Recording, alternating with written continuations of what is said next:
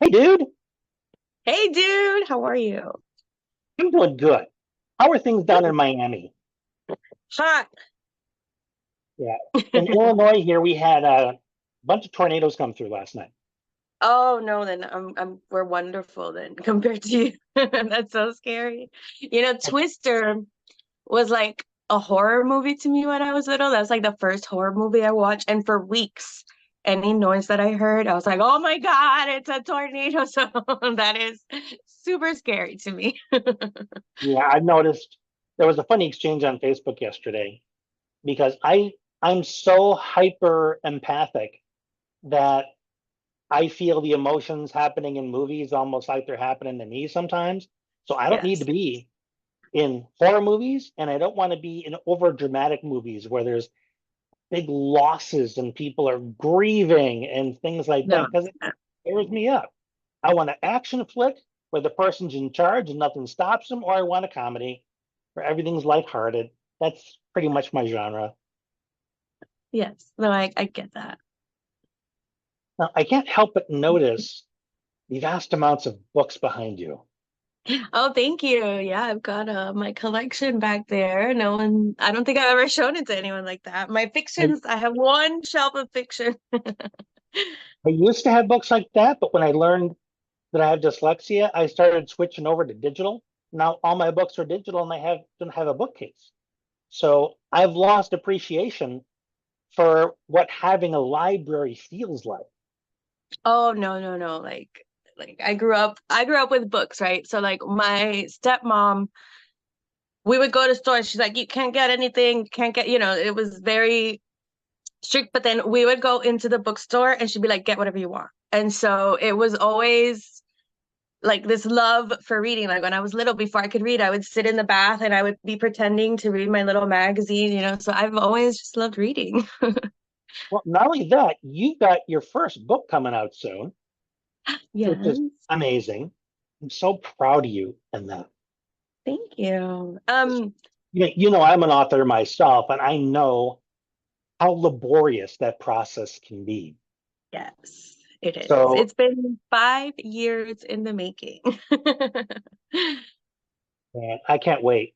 I mean, just some of the stuff you told me already that's gonna be in it. I'm really excited. Thank you Not so only much. not only for you, but to see how readers respond to it. Because I'll be promoting the hell out of it. You can just count on that.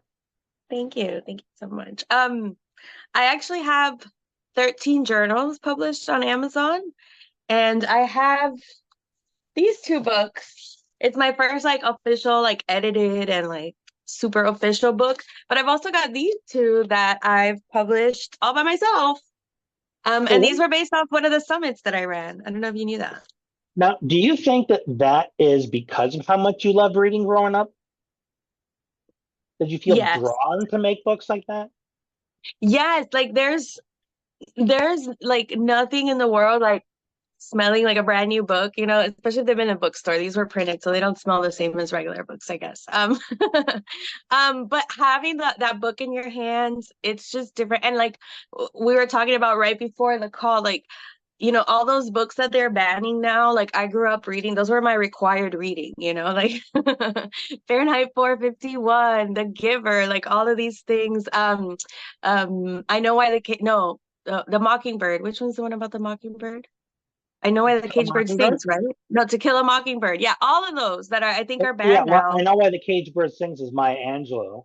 Yes, yes. But yeah, I grew up reading those books, and so I don't know, like I always just wanted to make sure. One of the things I learned from I don't know. I guess it makes you kind of paranoid, right? But this can't be changed. What's in your Amazon Kindle, 100% can be changed. Like look at Stranger Things. The first season of Stranger Things has already been edited and the original is no longer available because there was a creepy scene. And so there's just I'm like a little bit paranoid. So I like having things where I can hold them. Like if a hurricane comes, I can be entertained. I don't need power to read these things. I hope it doesn't get yanked out with the winds. Well, yeah, yeah, that too. I mean, assuming that everything's okay and all you do is lose power. But like we've been through that. When I was in middle school, I remember we didn't have power I think one of my aunts didn't have power for like 2 months. It was weeks before we got That's, power, 3 weeks. Yeah. So, so yeah, we if gotta I be didn't have, prepared. yeah, you make me realize just how dependent I am on the whole digital network. I'm gonna have to rethink how I do books and stuff. But the dyslexia, man, it kicks my butt. And There's like they're coming out with fonts and things that apparently are supposed to be more helpful, to help like your brain like organize the letters. Like I've seen one where like the first letter is bolded, and so it helps your brain like keep track yeah, of the letters or something. I've seen a couple different fonts. I don't know, I'll have to spend more time experimenting with those and see if Hmm. one of them really helps me solve the problem I've been having. Because I do miss that the weight Yeah. of the book, getting that nice proprioceptive input that we all crave, needing weight Mhm. on our joints. And I always bought And hardcovers for some yes. reason because it's Hmm. heavier. And I'm just realizing, yeah, that makes sense now. I Yeah. like the Um, heavier book. I got a lot of my books in thrift stores and things. I rescue them, and so like I paid like $1, $2 and stuff for my books. You just gotta be careful, make sure that they're clean, that they're like there's no molds because that can kill your entire system. Man, I didn't even think about molding a book. How would you know? I don't know, but just be careful. Get yourself one of I those. learned that from someone else that they had mold in their house, and then like if it gets in one book, it could go to the other. So you have to be really careful. Make Get sure like yourself keep a everything get a dry. police sniffer dog that's trained to detect mold in books, and they can Yeah. go through your library. Man, I'm thinking so much about books now. Mhm. And then But like the I one, can like hopefully pass these on to my kids. I can teach them things. So even if the books are banned and not available, I can still read them and teach things about them and be like, got this is why it's some happening. some place on the dark web where you can get illegal downloads and all that. How long have we No, known each I'm other now? scared. I'm scared to go over there. I'm Oh yeah, sorry. I don't know what alley the dark web is down. I don't know anybody, as far as I know, who knows where it is, and I don't want to know where it is. No, I'm good. I'm good. How long have we been friends now? Like more than 2 years, I think 3 years. Yeah, at It's least been a two. I wouldn't know. I forgot to note it that day. Well, we do have a record of it somewhere because it was pretty close to when we did that first podcast interview together. Yeah, it was Since probably you were on within yeah, my guest. it was in a couple days of you put a call out there looking for podcast guests, and I just reached out to you, and it was one of the best interviews I ever had, and Thank you. we just become closer and closer friends over the years. And it started with, man, this is conversations turning it into something about books. You putting your message out there and helping other people get their message out there, which is what podcasts do. And now your first book is coming out, and we're having this conversation to potentially benefit people here or there. But this entire vehicle that is social media, the internet, has created this stage where everyday folks with meaningful life wisdom can put it out there. Hmm. And it's just an amazing time to be alive. You don't have to be a Nobel Prize winner in order to give people something useful. Yeah, absolutely. Yeah, and I love empowering people to do that, like you. You do that. I don't even know where to begin with that in a positive way, because there's so many people out there that, through comparison, believe that everyone else is smarter and has more authority and is more deserving of being taken seriously. So they say nothing. They live off to the sides, and they forever feel like there's something more for them, but they never go after it. because of that comparison. It's not worth it. There's always going to be somebody better. And even if I did succeed, there's always going to be somebody better. So. Always talking themselves out of it. Like, I don't imagine you've experienced that. I know I have. There are sometimes I still catch myself doing it. Yes, of course. And I've learned to not put myself down. Um, we're all people, and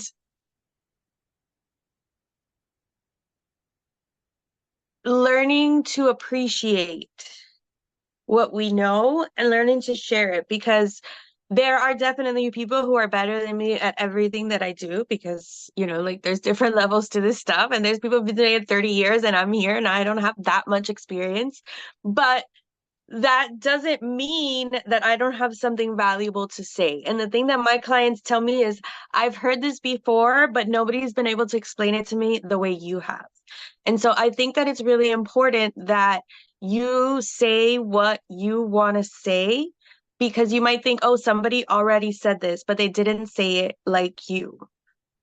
You might understand it in a different way, because we've had to do something called compensation learning. And it's the things that we have to learn to do to try to keep up with everyone else because of our neurodivergences. So that enables us to see things in a different way. And so the reason that I can explain things the way I do is because I had such a hard time learning it. And I had to figure it out, and I had to make these rules for myself.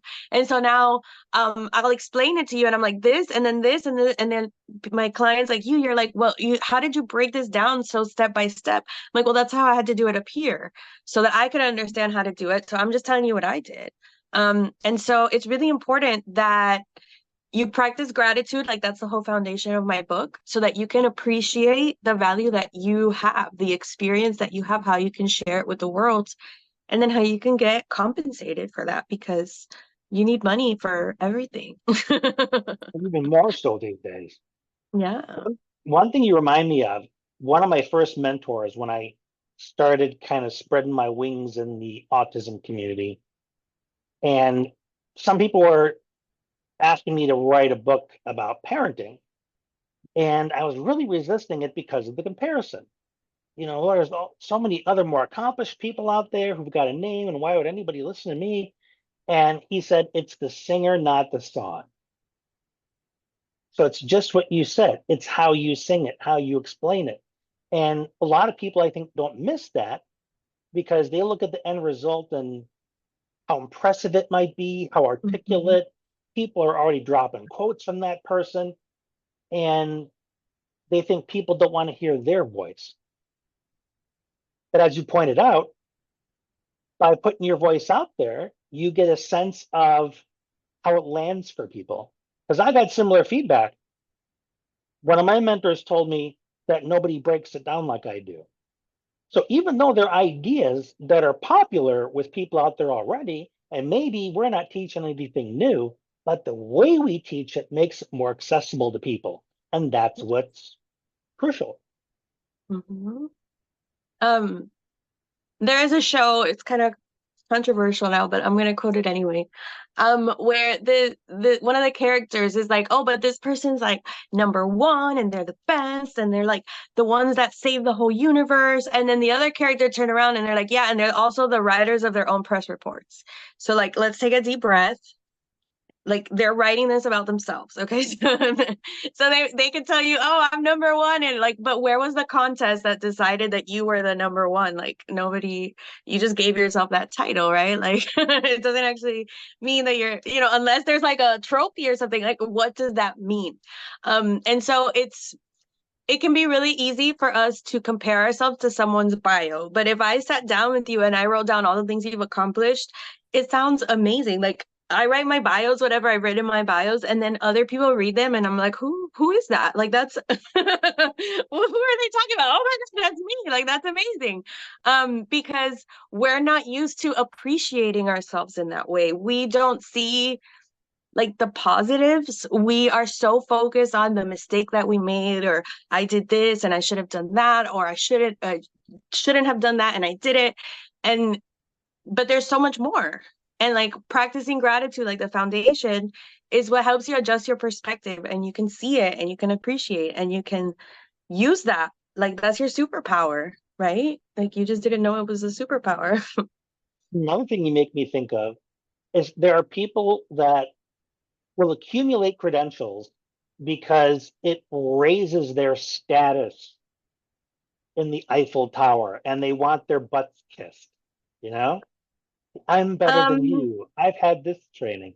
But then there's the folks that I hope I can include us in that, that if they accumulate anything, it's to be of greater service, not to mhm, look down on anybody. right. And when you talk about gratitude, gratitude is a big part of that. You know, you're grateful for these opportunities. You're grateful for your capacity to learn these things. You're grateful for opportunities to be of service once you learn this stuff. And it's much more about the being of service than the being important. Yes. And I think that's a really important topic in the confidence code. It's talking about like women and confidence and dealing with imposter syndrome. Um, oh my God, I lost it. It was right there. And all right, it'll come back to me. Oh, okay, In okay, okay. Yes, I know. Okay. So people think that there is a correlation between competence and confidence. And so sometimes it's assumed, and it might be like even an unconscious thing that we have, that by getting more competent, by getting more certifications, we get more confident. We're creating more, opportunities, whatever. But what we see is the trends, I guess, is like, especially in women tend to be over competent. You know, you know it already, right? Like it's not that you know it because you read it in a textbook, you lived through this. And then we don't give ourselves enough credit. And so we don't step into these opportunities with confidence. And what you need is confidence, because that's why mediocre people are getting these higher positions that we want. And it's because, like, this is the book that it came from. If a man and a woman are looking at a job listing, a woman will know 90% of the things, doesn't know 10%, and she'll be like, I'm not qualified enough. A man will look at that thing, he'll know 10%, doesn't know 90 of it, and he'll be like, oh, I'll figure it out. And they apply and they have confidence. They walk in there and they're like, yeah, I can totally learn it. And so, and the women kind of hold themselves back because of that 10%.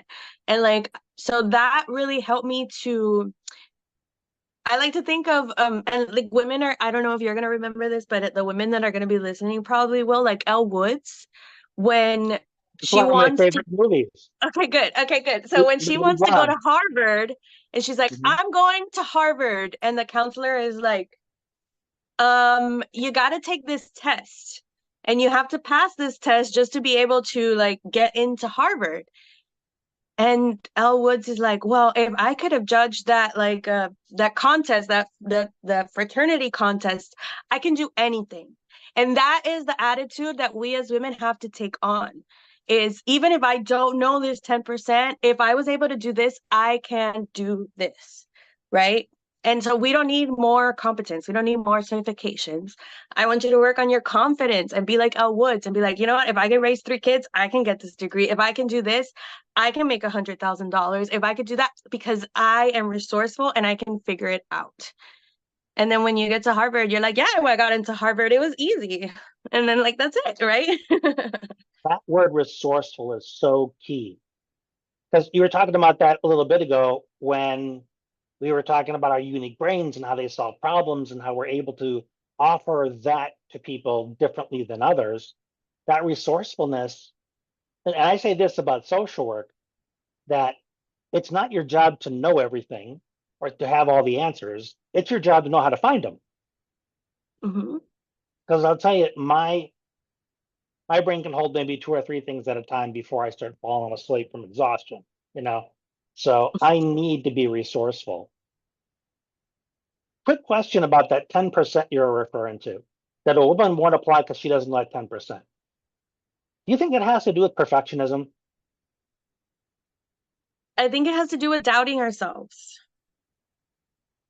But if what are you doubting in I, particular? Because the two different mindsets that you said, the man has and the woman has, I'm curious as to what accounts for that difference. I Because don't know. I could be women basically run the universe. Men are in the boardrooms and the women are holding it all together. So okay. So I'm gonna like dolphin over here and tell you like a totally unrelated story, right? Dolphining is like you have this idea and then you go under the water and and then you come over here and it seems totally unrelated, but they are related. So, um, I read this statistic, I don't know, whatever, that when the men in the United States, they came here, they to the west, to the Midwest, whatever, for their gold rush, right? And they were living out there like intense. They, like, with the coyotes, fighting coyotes or whatever. So like they were a mess. They were all over the place. Then the women arrived and they were like, what the heck is this? And so they set up their own businesses and they sold the only thing that they had, which was themselves. And they were like, you want to have a good time? You guys have been out here. You're all alone. Give me some of that gold that you guys have earned and we'll do our thing, blah blah blah. And then those are the women who started creating the towns. So like the wild west, the reason that there's a bar and there's a school and there's a hotel is because the women came in and they were like, what the fuck is this? What, you guys are just living out here in tents all dirty? Like, no, let's put that gold to use. And so they built up their businesses and they helped build those towns. And so, yeah, like towns in the United States are what they are because of women. Like we're the ones was, who made them. that was left out of my history books in school. So like I don't know if there's like a grain of truth in that, but I thought it was a really cool story and it makes a lot of sense. And because they're the ones that bring order and structure to things because like that's the basis of our society is having people going to work, kids that go to school. So there's order and there's routine. And so like even if you don't have kids, when it's summer vacation because there's less traffic, like at least in Miami, right? So when there's no school, there is less traffic, but that means that there's also more kids out in the beaches and stuff. And so like that is how our society runs is because of these systems that we have because of women and setting up these safe places to raise our kids. So let's finish up with this. Yes. What do you think women need to do differently with their thinking to become more confident? So my whole thing is practicing gratitude. Um, for example, one of the things that I caught myself doing when I was writing my book is I would get to the end of every day and I would be like, you haven't done anything today. You just wasted the whole day. And it didn't matter what I did that day. I didn't get anything done. So I could have like done the dishes, I could have done the laundry, I could have been working on my business, I could have been sitting there writing for 6 hours and I'd be like, you didn't get anything done. And then at what point? At what point do I start considering things done, right? And so in the practicing gratitude, I had to learn to appreciate even those little things. And so when I caught myself saying things like, I didn't get anything done, um, I'd be like, no, you know what? I'm grateful that I was able to do the dishes, to run this errand so that somebody else didn't have to be able to do whatever it was, so that we can appreciate ourselves, our own efforts, and really understand how much we contribute. Because like even if you're not technically working outside the house, like if you sat down and you wrote and you wrote how much would it cost to hire someone to do all the things that I do, um who's going to be able to afford that? Because it's going to be a lot. It's six figures. And Yes. just to add a little bit to what you were saying, as you're expressing and feeling gratitude for the things you accomplish, don't compare those things. Don't say, Yes. well, I didn't do all of it, or I didn't accomplish all of my things on the list today. because that'll kill your vibe every time. Yes. Yes, Just yes, yes. appreciate them for what they are and give yourself the credit for the effort you're making and what you're accomplishing and how it's benefiting yourself and the people around you. And give Yes. yourself the opportunity to just feel worth it. Yes. Yes. Because you are worth it. You are loved, you are seen, you are heard. Um, Even if it's not your family, go find some friends online. Yeah, that's Because it's another really tough. conversation in itself, even if it's not It's your family. it's really tough for us as entrepreneurs, especially I talked about this in a podcast episode earlier. Most people don't think about what they think about. And so when you start thinking about what you think about, there's going to be a shift because things that used to be acceptable to you no longer will be. And you're going to talk to people differently. There's different things that are going to come up. So yeah, and then my other tip is learn to take imperfect action. Like you were saying about perfectionism, maybe it is perfectionism and like you have to know 100% of everything.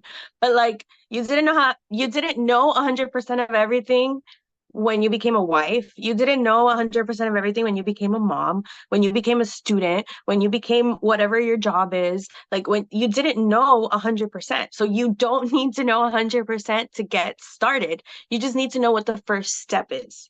And even if it's not perfect, it's okay, because now as you take the steps, you're going to learn the right questions to ask, and then you can edit. You can't edit a blank page, but you can edit something that you've written and be like, well, this sucks, or you know what, there's a seed of greatness in here, I just need to fix it up a little bit.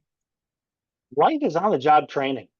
Yeah. And then there's really no way you can step back and say, okay, well, I want to learn this lesson, but I just wanted to happen on its Yeah. own. I just want there to be a download from the sun's rays into my brain. So I have to take no risk whatsoever. I just get the benefit of the lesson. No, No, no. you got to And be in the arena. this is the big aha moment for me. There is no one, no committee, there is no nothing that is going to give you permission. You don't need it. Like if you're waiting for permission to do whatever it is that you want to do, no one's going to come around and be like, I give you permission. You have to do that for yourself. So go do that. You have my permission, but you don't need it, but you have it. So go do it. Yeah. Well, you know that you and I could just talk forever, and I Yes. love every opportunity to chat. Thank you so much for this opportunity. You are the best. Enjoy Miami, and I know I'll be talking to you soon. Yes, absolutely. If you want to Yeah. hang out with me on social media, Nicole Tuxbury on all the platforms, and I have gratitude prompts. So if you want to get some gratitude prompts from me, hit me up on social media and NicoleTuxbury.com/gratitude. I don't know if that's a thing, and if it's not a thing, I'll make it a thing today. Thanks for the Thanks, reminder Brian. because I can never follow you too much. So take care, and we'll talk soon. Yes, and yes. Bye.